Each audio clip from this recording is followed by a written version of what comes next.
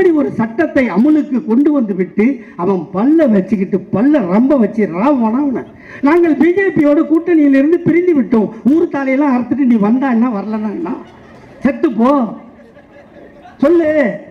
உண்மைதானங்க? எல்லாத்தையும் பண்ணிட்டான். நீட் தேர்வு ஓகே, உதய் மின் திட்டம் ஓகே, விவசாய சட்டம் ஓகே, எல்லாத்துக்கும் ஓகே. என்ன மட்டும் நிம்மதியாக விட்டுடு. அது ஏன்டா இந்த மானங்கட்ட பழப்பு? எங்கள் தலைவர் கூட சொன்னோம், ஜெயலலிதா செத்து போச்சு, 16 டிசம்பரில் செத்துதா, 17 சொன்னோம். ஏன் தலைவரை சும்மா நம்ம ஊரெல்லாம் சுற்றி ஓட்டு கேட்டு ஒரு 40 எருமை மாடை பிடிச்சி இந்த பக்கம் கூப்பிட்டு வந்தா நம்ம பாட்டுக்கு ஆட்சி அமைச்சிடலான்னு.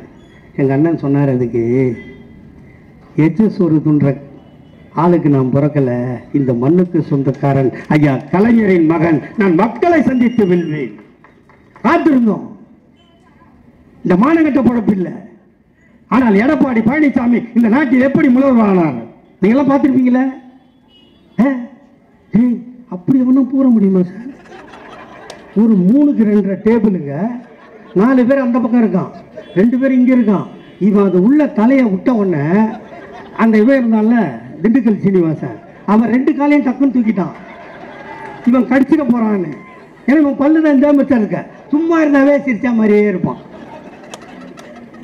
அந்த ரஜினி படத்தில் வடிவேலு மிரண்டு போய் காட்டுவாங்க பார், அப்படின்னு போய் பிராண்டி அந்த காலை கடிச்சு அந்த செருப்பை சுத்தமாக தொடச்சி நாக்காலேயே பாலிஷ் போட்டு இப்படி முதலமைச்சராக வந்துட்டு அவங்க என்ன சொல்லுவோம், பழனிசாமிக்கு முழுகெலும்பு இல்லைன்னு சொன்னார்.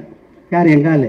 அவன் சொல்கிறான், நான் வலுவாக தான் இருக்கேன், நீ ரொம்ப வலுவாக தான் இருக்க, மானம் என்ன இல்லாத ரோசம் கட்டு போய் வாழ ரெடியா, அதுதான்டா சொன்னார் முதுகெலும்பு இல்லைன்னு.